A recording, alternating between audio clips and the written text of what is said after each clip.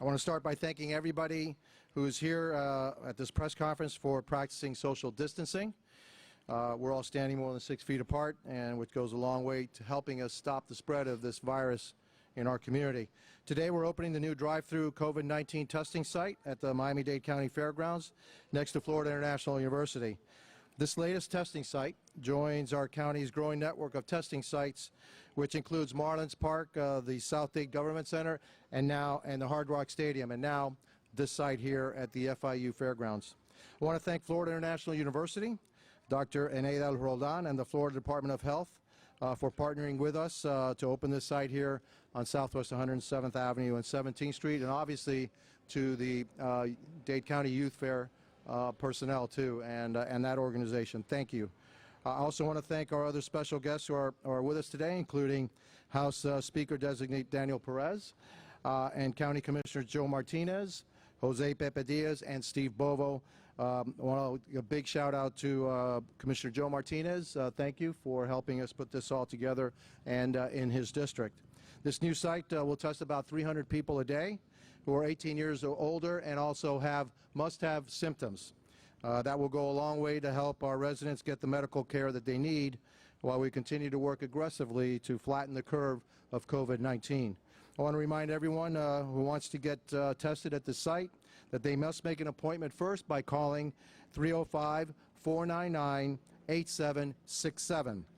Again, it's 305-499-8767, and that number works for all of the sites here in Miami-Dade County, at least the ones operated by Miami-Dade County. The call center opens at 9 a.m. every day and takes appointments for the following day until all 300 slots are filled. The call center then will close again until the next day at 9 o'clock. So once again, the number to call for an appointment to be tested here at Tamiami Fairgrounds is 305-499-8767. That's also good for Marlins Park. It's also good for the South Dade Government Center. Remember, we should all act as if we were carrying the virus. That's why we are safer at home. And now I'm going to speak briefly in Spanish before I turn it over to Dr. Roldan. Buenos días. Gracias a todos que están aquí participando aplicando la distancia social. Estamos separados por 6 pies o más y sabemos que esto ayuda a parar el contagio de COVID-19. Hoy abrimos este sitio de pruebas estilo drive-thru aquí en el terreno de la feria. Gracias a FIU, a la doctora Eneida Roldan y al Departamento de Salud por colaborar con el condado para ofrecer este centro. Y gracias al comisionado Joe Martinez por su apoyo en este trabajo en su distrito. También está aquí el comisionado José Pepe Díaz y Esteban Bobo. Muchas gracias a todos los comisionados.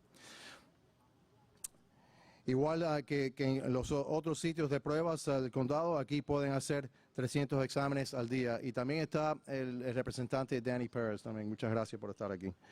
Pero hay que hacer una cita para hacer la prueba. Las personas de 18 años de edad o más que tienen síntomas de COVID-19 deben de llamar al 305-499-8767 para su turno. El centro de llamadas abre a las 9 de la mañana todos los días y no cierra hasta que se llenen las citas para el día siguiente. Y ese centro también toma llamadas para citas en el centro de gobierno en el sur del condado y también en Marlins Park. De nuevo, el número a llamar es el 305-499-8767. Recuerden, todos están más seguros en su casa. Gracias, que Dios los bendiga. Muchas gracias. Thank you. And now Dr. Roldan will speak, followed by a few words from Speaker-designate Perez. Thank you. God bless you. Good morning, everyone. Thank you, Mr. Mayor. I want to thank the Miami-Dade County Commission, and we're here with them today. We have Commissioner Martinez. Thank you very much. We have Commissioner Diaz and Commissioner Stephen Bovo, and also Representative Daniel Perez. So on behalf of President Rosenberg, I would like to thank Miami-Dade County, the Youth Fair, and also the Florida Department of Health. I am here on behalf of Florida International University to say present. We are here to serve our community. All healthcare workers are on board. We have medical students, we have PA students, physician assistant students, we have nursing students, we have public health. So this is a true collaboration of all the colleges across Florida International University in conjunction with our county. So today we joined the many centers that have been open across the county to say that we are here to care for our patients and for our community. We ask those of you that have symptoms to please call. We're going to be here. We're going to be doing approximately 300 tests a day, and we hope to be here 4 to 6 weeks or as long as you need us. It is through testing that we can actually start knowing and how this virus works. So we are very hopeful and optimistic that we can win this battle. Not only the battle, but the war. We are doing something very special on this particular testing site. Our Dean of the College of Medicine, Dean Robert Saxton, together with collaboration of our medical faculty, have actually developed an algorithm. So those of you that will be here at the testing site, you will see that there are 2 stations that will ask you to hold your breath for 15 seconds. And that will indicate if you have any type of pulmonary constriction. We understand through the cases in China, as well as those in Europe, and those countries that have been affected by the virus before us, that those patients have to have medical help immediately. So we're doing that, and in conjunction with, and I want to thank Carlos Duarte and the lab, that we're going to be rushing those specimens so that we can help those patients as soon as possible. So I will echo Mayor Gimenez's words. Yes, it is safer at home. Yes, practice social distancing. And yes, if you have symptoms, please know that we are open and we're here to care for the community of Miami-Dade County. If you would like, I could say now in Spanish. You can, yes, go ahead. Buenos días a todos. Muchísimas gracias, alcalde Gimenez. Le quiero dar las gracias a los comisionados que tenemos aquí con nosotros hoy, comisionado Martínez, comisionado Díaz y el comisionado Esteban Bobo, y tenemos también el representante Daniel Pérez. Quiero decir que el Florida International University y en nombre del presidente Rosenberg estamos aquí diciendo presente. Estamos aquí para ayudar a aquellos que están afligidos con el coronavirus. Quiero decirles que si tienen síntomas pueden venir aquí. Estamos haciendo algo especial en este centro en particular, y es un template que hemos hecho, que hemos desarrollado para saber cuáles son los pacientes que pueden necesitar ayuda médica, sobre todo hospitalización lo antes posible. Quiere decir, aquellas personas que vienen aquí van a ver 2 estaciones. Esas 2 estaciones dicen de aguantar la respiración por 15 segundos. Van a indicarnos con el dedo arriba o el dedo abajo para saber si lo pueden hacer. Sabemos que con nuestros colegas de alrededor del mundo global, sobre todo los de China y en otros en Europa, sabemos que personas que ya están afligidas con el virus, sobre todo en la manera respiratoria, que es la manera más fuerte, podemos entonces atenderlos lo antes posible y poderles dar atención. Quiero dar las gracias a mis colegas de lo que es la Escuela de Medicina, la Escuela de Enfermería y la Escuela de Salud Pública por estar aquí, a nuestros futuros médicos que tenemos aquí también, que tenemos los estudiantes de la Escuela de Medicina, Enfermería y de Salud Pública, porque sí, ellos son nuestro futuro. Los estamos preparando para que esto no vuelva a pasar, y muy importante saber cuál es la causa de este virus. El alcalde, estamos aquí presentes y para ayudar a nuestra comunidad. Muchísimas gracias. Thank you, Doctor, and we really appreciate it. And this is a great example of collaboration and community-wide collaboration as we open, again, another center. Thank you to FIU. Thank you, Doctor, for your cooperation.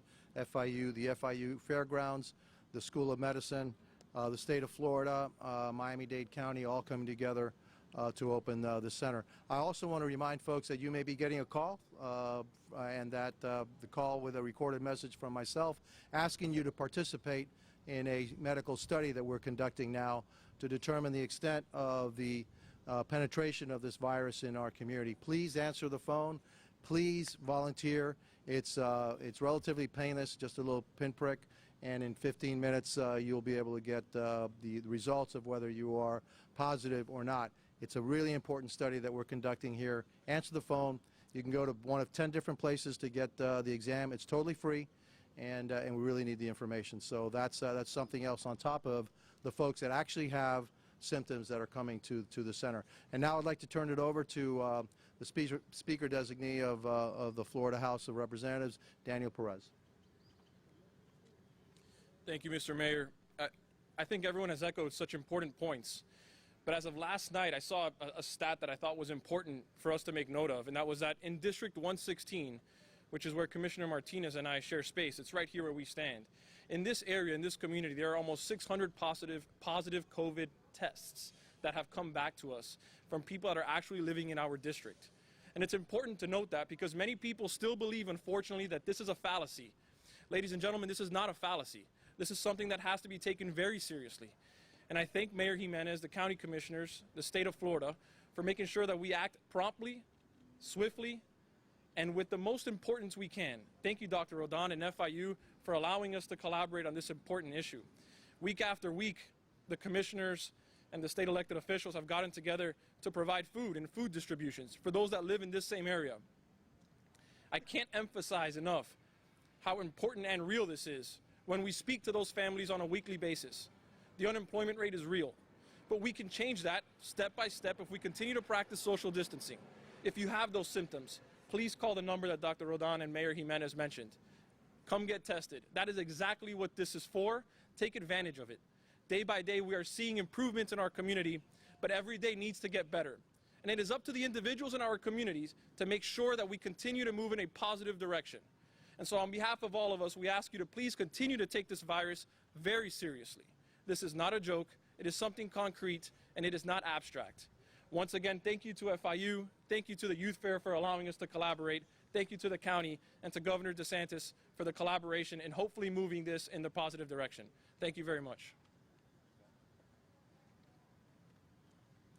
Thank you, and I've got to thank also the governor. The governor has been there every step of the way. Anytime we make a call to the governor's office, we get what we're asking for. And so again, we have great collaboration with our state partners.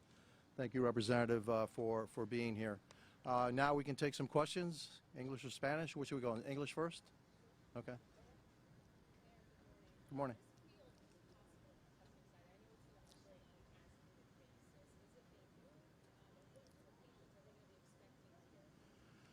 It appears that they're going to actually move it inside to the pavilions, and so, but you still will have the 250 bed capacity. There's been, originally it was to be excess folks coming out of hospitals last 2 or 3 days. They can go to this hospital. This may be used for a surge for COVID-19 patients. That's still something in the air, but I believe it's being now moved inside to the inside the pavilion. Very similar to what's happening later on today. We'll be announcing about a 450-bed facility over at the convention center. It's going to be inside the convention center. I actually think it makes sense to do that. If you have that space, you have that wide open space already with air conditioning and bathroom facilities, I think it makes sense to move it inside. So I'm supportive of that. I'm actually going to be asking a few questions for other stations as well. Sure. Outside No problem. But I just wanted to ask about that reported message that you mentioned. It's going to be calling random people and then asking them questions, and then if they fit a criteria, ask them to get tested. If you're willing to be part of the medical study, then it'll then shift you over to call takers that are working. Excuse me, doctor, out of the University of Miami. Okay, and so they're working out of the University of Miami, and they're running the study in collaboration. We work with all of our universities here, and so they'll ask you a set of questions, and then they will set you up for an appointment to go to one of 10 sites to go ahead and get tested. Dr. Rodan, I just wanted to ask you a question about the algorithms that you came up with. So it indicates that you have a pulmonary constriction, but that doesn't necessarily mean you have tested positive for COVID-19, right? It's just a step toward indicating you might have COVID-19. That's absolutely correct. What we're doing right now is we're doing that simple test because, as you know, as the cars approach, they cannot lower the windows, and obviously we can't speak to the patients. And that is to mitigate exposure to a potential virus. If you have symptoms, that is called, through the CDC guidelines, is a presumptive case, and therefore we want to mitigate exposure. What simply that means is that there could be a pulmonary, the lungs could be affected, but hence then comes the testing. What we're doing here is we will put a rush, because if you have that symptom and then you also have a positive COVID, which would be, the results would be within 24 hours, then we go ahead and we contact the patient. We know that through the studies that we have from Europe, that these patients could basically be very, very sick in a very short amount of time. This virus affects and affects the body very quickly, and when it already you have the pulmonary function compromised, we know that that individual may be those that end up in a ventilator. And we know that through the studies. So that is what we're doing here right now.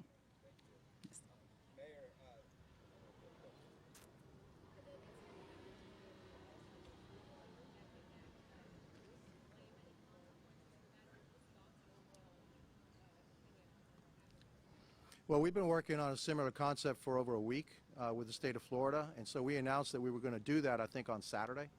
But we wanted to make sure that we did it the right way, and so if you go to one of 26 sites that we're opening, as a matter of fact, we're going to do a press conference over at Palm Springs North Library, that it better be a lot more organized. We have lines on the ground that puts you 6 feet apart.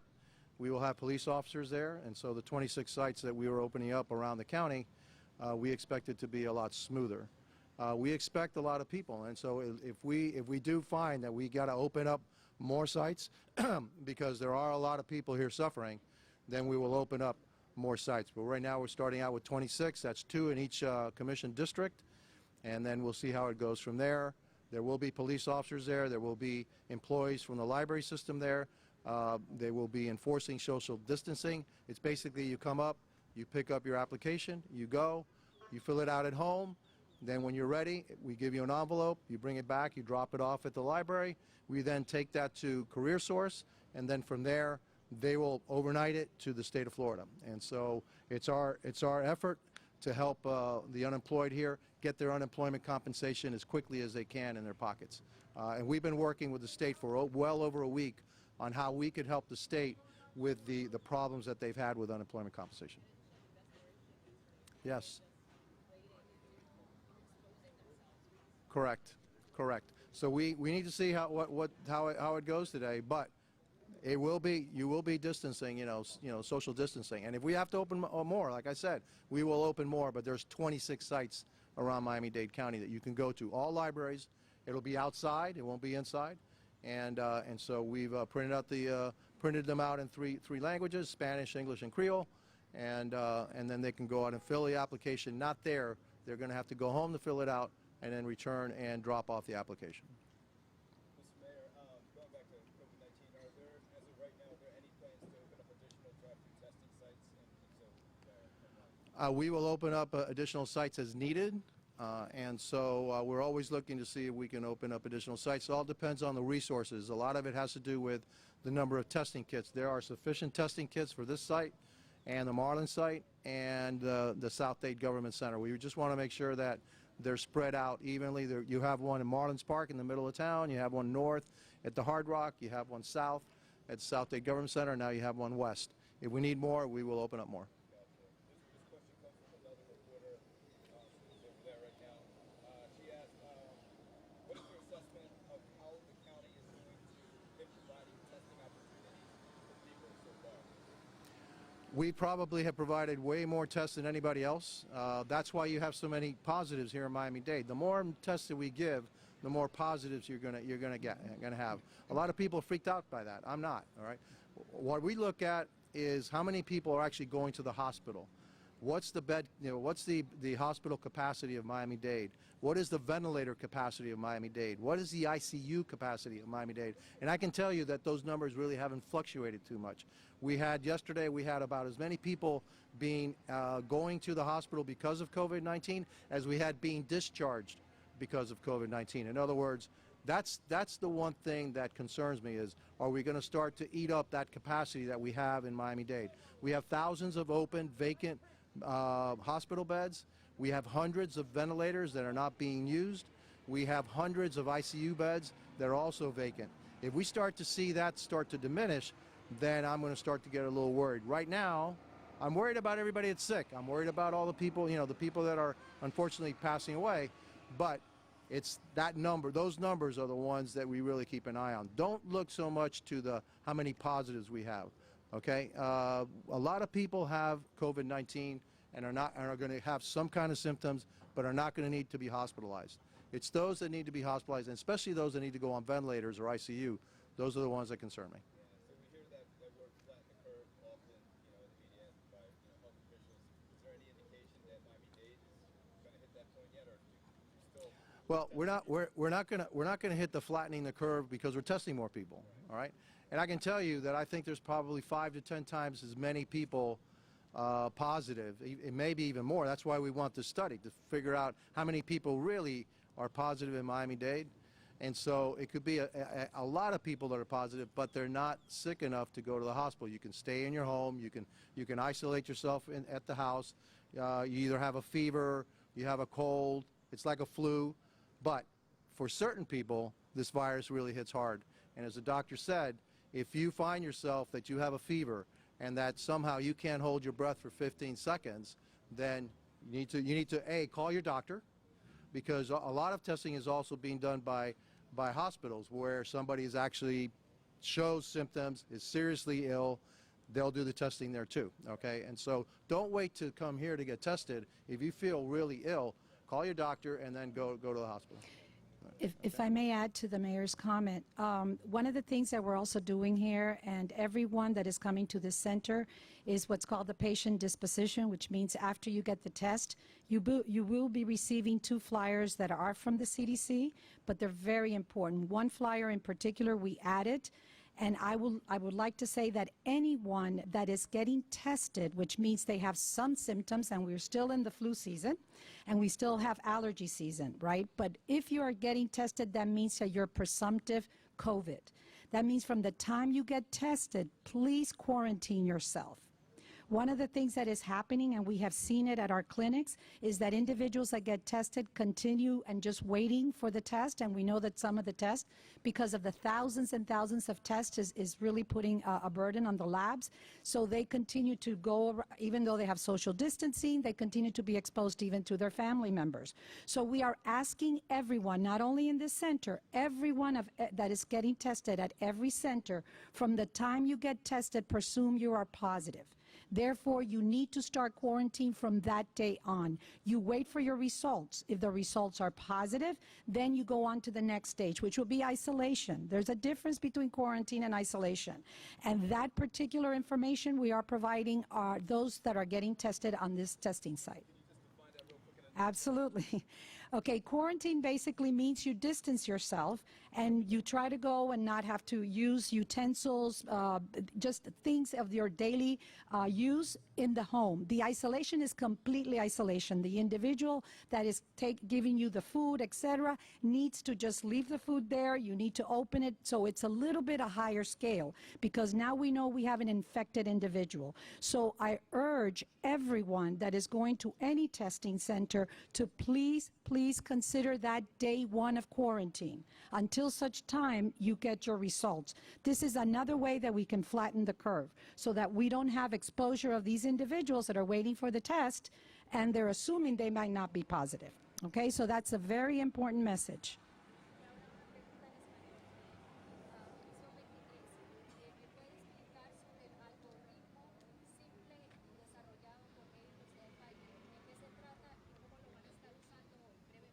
Cómo no, hoy lo que vamos a estar usando es el aguantar lo que es la respiración por 15 minutos. Sabemos que Segundos.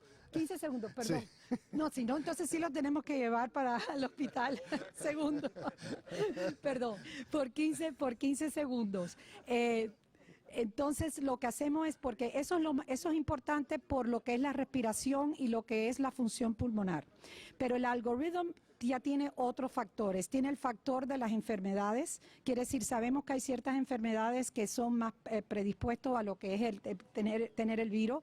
Tiene la respiración, tiene lo que es el pulso, tiene otros tipos de signos que estamos usando, sobre todo en la telemedicina.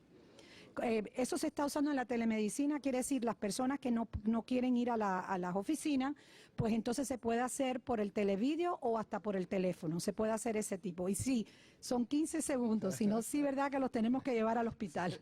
Gracias.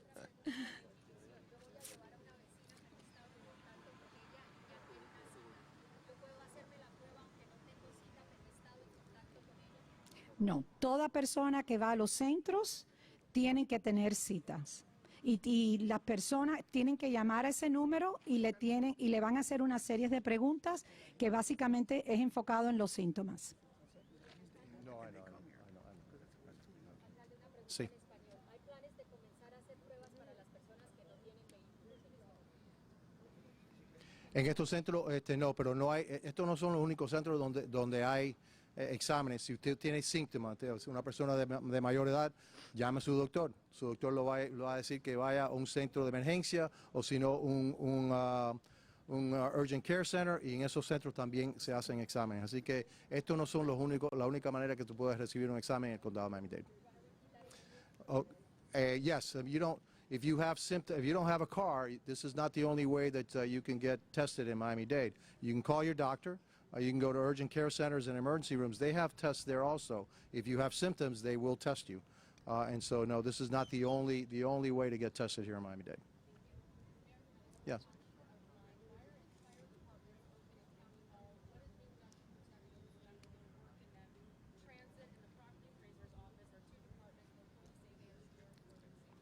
Unfortunately, in the property the property appraiser's office, they have a job to do that they have to get done by a certain time. So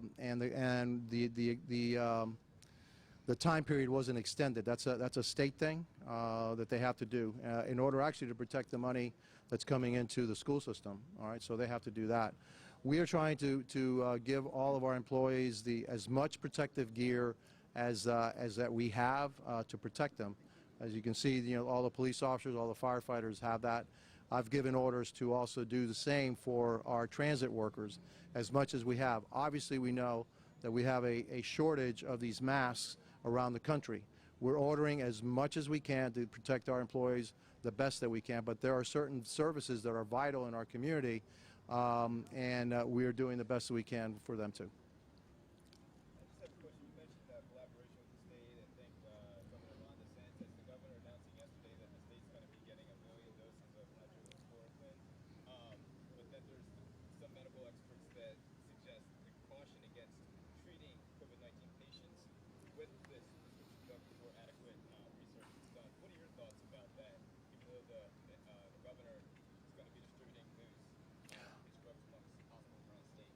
What I've heard is that COVID-19 could be a very, and I think it's called efficacious, right, in the medical term, for the use of COVID-19 hydrochloroquine, and also with a Z-Pack. And there's been some studies that say some remarkable results have happened from that.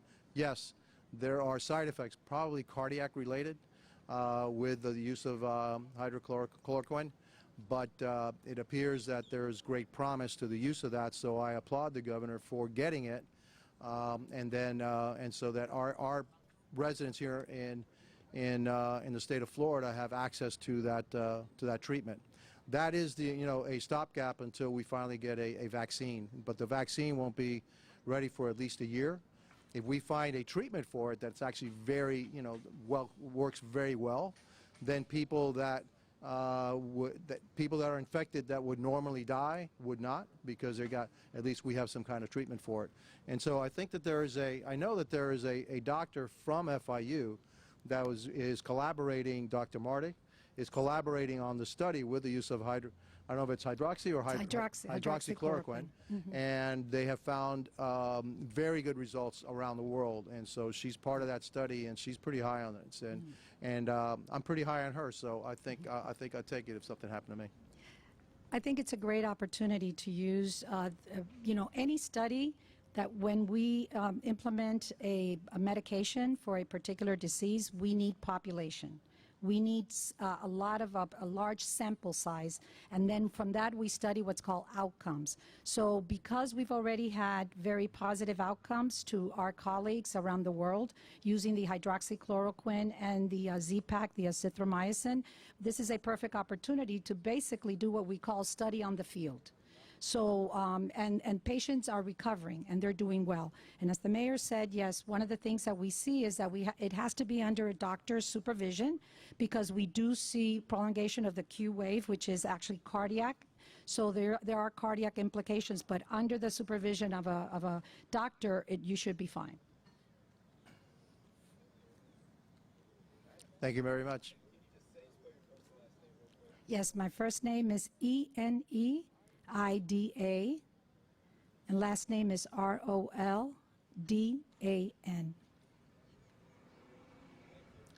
Thank you very much.